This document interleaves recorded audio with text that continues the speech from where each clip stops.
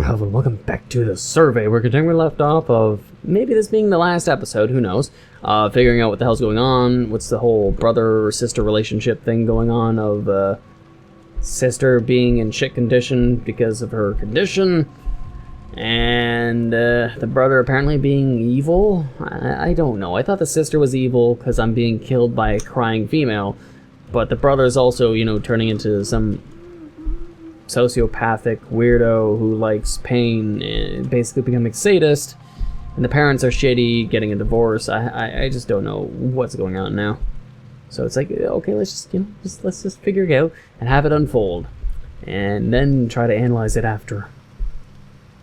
First, I need to find out where I need to go though, and find the notes. Oh, a note in the laundry room of all places. You know, there's only like a washing machine, but not a dryer, so where the fuck is the dryer? I'm just gonna close this door. Okay, thanks. Documents! Marcus, note 3. I overheard them talking about Lilith's condition. Apparently she has some sort of bone disorder. Basically, her body keeps becoming more and more immobilized until she's basically paralyzed. The process can take a while, but it continuously gets worse and worse. They seem very worried about it. As far as I know, Lilith won't be able to paint. I wonder what will happen. Mom and Dad were screaming at each other the other day. I've never seen them argue like that. It's quite entertaining to see them bicker and yell. I had a wide grin across my face as I watched the spectacle. My parents have been trying to find work ever since they heard the news, but only my mom has been able to find a job with her old employer. Dad hasn't had any luck. This is quite an unfortunate situation. I did a bit more research on the condition. It seems incurable. My parents seem like they're in a state of panic. I've never seen them like this before. Frantic, scared, and unstable. I've never been more excited in my life. Sure. I mean, they are assholes, so I mean, sure. You can revel in their pain and misery. I mean, that's not a bad thing, but it's the whole, don't be a dick to your sister, man. Come on. She's been nice the entire time. Not sure in that situation it was then him who burned the house down, which then in the process killed her and she couldn't move, thus she was burned with him. And another note. So much note reading. My mom showed him the divorce paperwork, and he was livid. I've never seen my dad this furious, his bloodshot eyes trembling in fear because he knew he was powerless against her decision. He kept taking beer bottles and smashing them against the kitchen table after he heard the news. She said she was tired of having him just drinking all day and not contributing to the family at all. Ha! Oh yeah, like she can fucking talk. I left a little surprise for him in the car. He'll find out while he's driving. Gee, I wonder what. Reverse engineering the brake system. Well, for now, I guess it'll just be Mom, Lilith, and I. She asked me to get a part-time job since we'll need money to help with the medical bills. I don't mind working, even though I'm still in high school. I'll be pretty busy, but I guess I'll just have to deal with it. It'll be hard, though. I went to the doctor the other day, and he examined my shoulder. Turns out I've had torn a rotator cuff for a while now, but I've never been able to get it checked out because of Dad. I've been able to rotate my arm past 90 degrees without feeling this tearing sensation on the back of my shoulder. Thanks, Dad. I guess in the end, everybody gets what they deserve. Oh, hi. You know, this time I'm going to be moving away from you. Oh god, never. Oh. Okay. I was trying to get away, but apparently I was locked in this little box, walking slowly so I can move out of the way. So she sort of didn't move directly at me, which just looked kind of weird. But sure, let's turn the lights back on. Sure. I'll leave this one off, too. This painting really has to stop making noise. Okay, where to now? Another note! Great! I love reading! Oh, a suicide note, great. And then sad classical music starts. It's been hard the last year. I've been working overtime almost every week at my job ever since the divorce. Just to cover everything. Lilith, well, she was bedridden and relied on Marcus for just about everything. Marcus was attending college and working at the same time. I went on a business trip for about a week and didn't get the news until I came home. The house caught on fire! I was told that Lilith died a horrific death, burning alive as the flames consumed her. They said the fire started in her room, most likely by a candle that was tipped over. The neighbors... Why is there a candle being tipped over? I mean, obviously Marcus then, or if not the dad coming over. They heard was haunting scream like an animal that knows its death is approaching. Everything is gone, my kids, my house. Did I deserve this? I was so blinded by greed. I'm a horrible person. I let my son be abused for years just to force my daughter to paint and make myself money. I guess Joseph got what was coming to him, and now it's my turn. I just wish I could watch over them. Nah, I'm not gonna give you any sympathy. You're a bitch of a mother. Fuck you. Good riddance. Next. Let's hope the dad committed suicide too for being an alcoholic drunk, or he got some kind of like alcoholic poisoning or something. Something. Hopefully it's something, you know, just not him getting a divorce and he continues to drink. Like, what we fucking do? Hello, Angel, what do you want? This way? What? I apparently am missing something. Or I'm supposed to listen to this completely. Which is... You know, I shouldn't have to wait for this to finish. Joseph, back with an update concerning our latest Joseph! story. A drunk driver was recently killed in an accident outside a local liquor store. According to friends and family, the man had been going through a divorce with his wife. Probably trying to drink his sorrows away, he swerved off the road, crashing his car into a tree. Officers have noted that there might have been tampering involved with the braking system of the vehicle. Good. Fortunately, the individual suffered greatly while dying. I know a certain someone that would be happy to know so. Don't worry, I'm stuck as well. This was Joseph, bringing the local news. What do you mean this is Joseph? If this is supposed... How's it supposed to be Joseph when, I mean, like, I'm supposed to be playing Marcus and... What? Is that supposed to be the dad talking to his son? I don't know. Weird. Why would it say this is Joseph? Oh, hello. You want me to come over there? I mean, I don't want to. Are you pointing? You want a hug? She wants a hug, okay? She wants a hug. Let's give her a hug. Never mind, she's gone.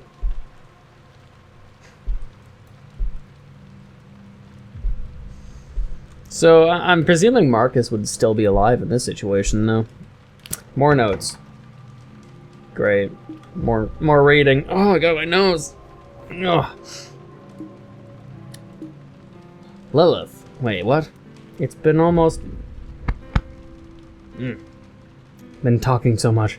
It's almost been a year since I've been diagnosed. It's getting worse recently. I'm losing control of hands, so it's getting quite difficult to write. One day, I wake up, I'm unable to move certain part of my body. It's a bit horrifying having all your muscles, ligaments, and tendons slowly turn into bone. Marcus has been taking care of me. I feel like I'm such a burden to him. On top of school, his part-time job, and taking care of me, he seems so busy. Mom's been working overtime almost every weekend just to help with my medical bills. I mean, we have insurance, and we still have some money left over from my paintings. I mean, Obamacare. That's not going to help her. It's still getting pretty tough to pay for everything. I can't walk anymore, so I'm pretty much confined to a bed most of the time. My favorite part of the day is when my brother comes in to check on me. Hopefully he'll never read this. This is embarrassing, but I feel like I'm holding him back. After Dad died... Okay, car crash. He just seems so much more alive. I guess he got what he deserved, but is this my punishment too? I don't know, punishment for what? Okay, so you're in the laundry room again. Point?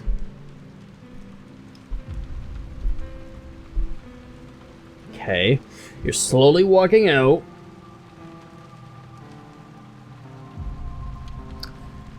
Oh, Jesus. The slowest walking in the world. How can anyone walk that slow? Like...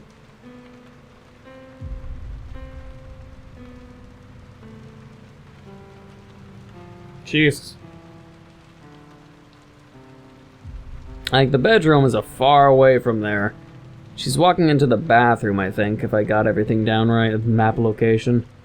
So yes, you're slowly not walking into the room I'm in, but the bathroom. Or no, she's going, I think, towards this door. Jesus Christ. Yes, just do it already. God damn it, hurry up. You're so slow. For a person who has bonitis, you're really slow. It's gonna be sudden, like boom. Do it. Do it. I'm waiting. I'm fucking waiting. God damn it. Hello? Another note. Marcus note. God damn it. So much reading. I can barely keep up with everything. I was accepted into the university I really wanted to attend, but I decided not to go with it. If I did leave, no one would be here to take care of my sister. If I'm being honest, I wish I could leave. I want to move on and just forget about her, mom, dad, all of them. I've decided to attend community college first, and then transfer to university afterwards to save money. Also, I won't be a ton in debt after I graduate, so that'll be nice. Last night I saw something a bit disturbing. As I made my way to my room, below the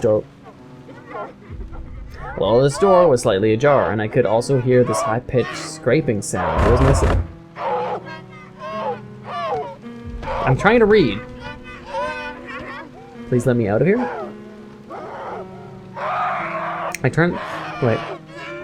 I could also hear this high-pitched scraping sound. It was my sister scraping her nails against the wall. I turned the light on, and there was blood covering her hand. She was running the tips of fingers across the wall, up to the point where her fingernails were now loosely attached to her finger.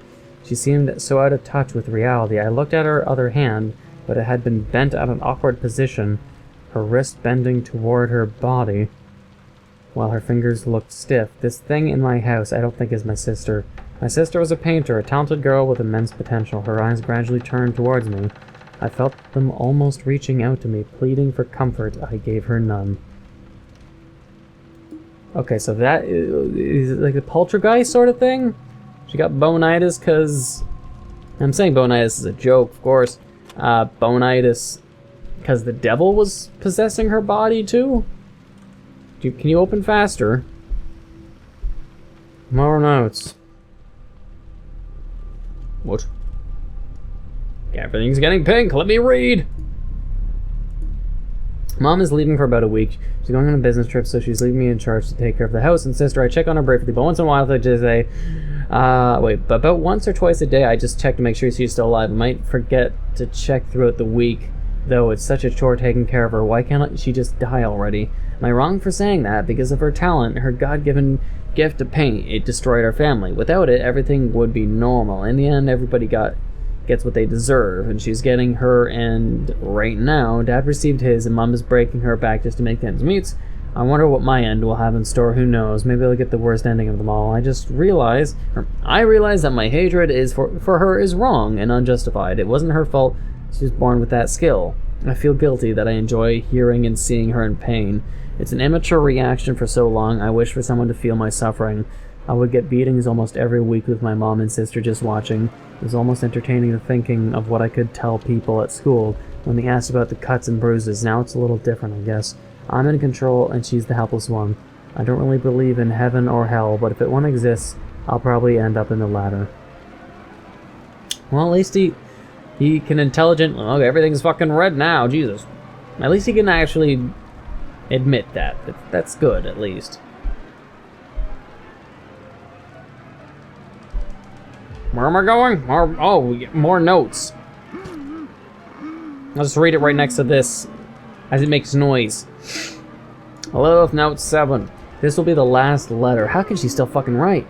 I can feel my right hand becoming immobile and stiff. Mom left a couple of days ago, and it's been up to Marcus to take care of me. Even though his visits have been getting shorter and less frequent over the last few months, I understand I'm just a burden to him and my mom. He hasn't checked on me ever since she left. I tried everything, knocking and banging my head against the wall, screaming. I mean, that's all I can really do, since I'm practically immobile. Sometimes I get my hopes up, hearing him walk up the stairs. Just maybe he'll walk through the door and check on me. Did I deserve this, for not standing up to my parents and letting all this happen? All of this, it's my fault. I'm sorry, Marcus. I promise I'll never be a burden to you ever again. It's kind of sad. So...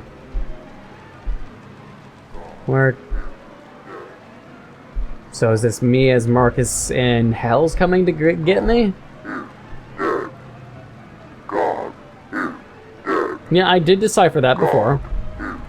Am I supposed to do that again? No. Yeah, I got it. God is dead, sure.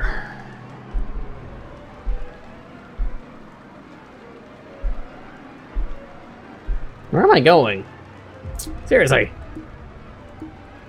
And what is this image supposed to be of? Why is it just like this image? Is it just was there a point to it? But like now there's not. I don't know. Alright, turn off the radio. That's what I was meaning to do. Oh hi. You gonna rush at me again? I'll just make it faster. Come here. There. Stab.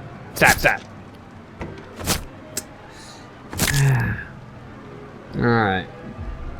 I mean, I just don't like the fact that the whole jump scare of her rushing at you is overused. If I had to make a criticism. What now? A note. More notes. Has to be the last one. Life is pretty quiet, to be honest, right now. Between school and work, it's a bit stressful, but it's not as bad as before. Mom is set to come home in a few days. It was nice having the house to myself for about a week. I'll admit sometimes it gets eerily quiet, and sometimes I hear... According to the police report, both bodies were recovered. I'll just read this quietly. The young woman was dead at the scene. After performing an autopsy, it was confirmed that the fire led to her death, but officials also found something strange.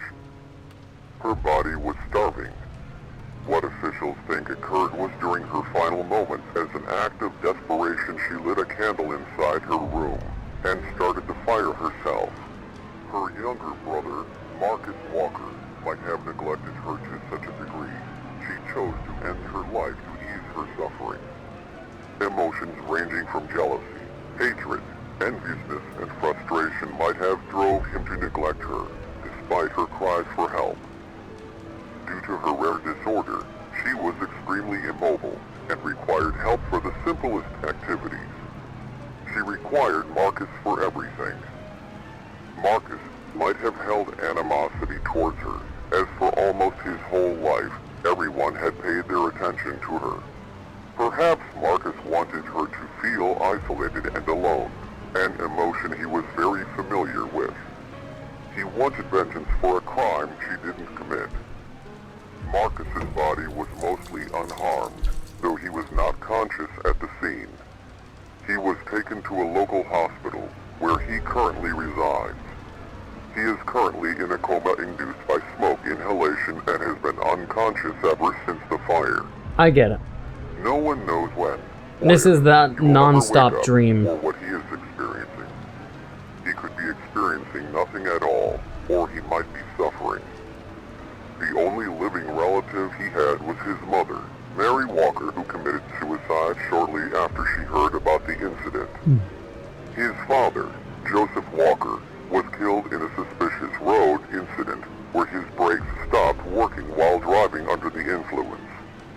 Due to his unusual situation, no one is left to decide whether or not they should keep him alive in his coma. Many may wonder whether he regrets his actions, whether he regrets neglecting his sister, starving her, and psychologically torturing her to the point of suicide. Others speculate that years of domestic abuse by his father Joseph, along with neglect from his family, left him psychologically scarred. Whatever the case may be, he tortured and isolated his sister. His sister, who loved him, and did everything necessary to protect him. Hopefully all members of the family get what they deserve. In Marcus's case, he's stuck in his own personal purgatory. Yep. Stuck in a place between life and death, an eternity of suffering awaits him. Thank you for listening. This was Joseph Walker, bringing your local news to you. Yep. Hi! I understood that much, so it seems like it was like saying he was in a hospital in a coma, and he felt like he'd wake up being strangled by his last note non-stop. Hey, you can kill me faster, come here.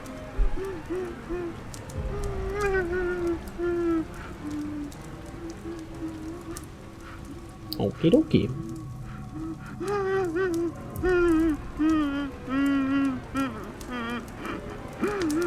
No, it's main menu, are you sure? Can I hear myself die as she reaches me?